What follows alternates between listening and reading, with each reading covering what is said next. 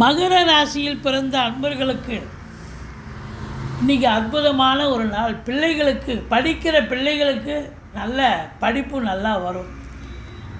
மற்றபடி house wife, அதாவது வீட்டில் இருக்கும் இல்லத்தரசிகளுக்கு இன்றைக்கி அற்புதமான ஒரு நாள், சாதிக்கக்கூடிய ஒரு நாள். கொஞ்சம் வேலை பளு இருந்தாலும் குறைவொன்றும் இல்லை, நிம்மதியான ஒரு நாள் என்றே சொல்லலாம். பணம் பல வகையில் பையை நிரப்பப் போகிறது. கொஞ்சம் பேசுவதில் எச்சரிக்கையாக இருங்க. இளைய சகோதர சகோதரிகளால் ஆதரவு கண்டிப்பாக உண்டு. மற்றபடி எங்கே தொட்டாலும் உங்களுக்கு சக்ஸஸ் தாங்க.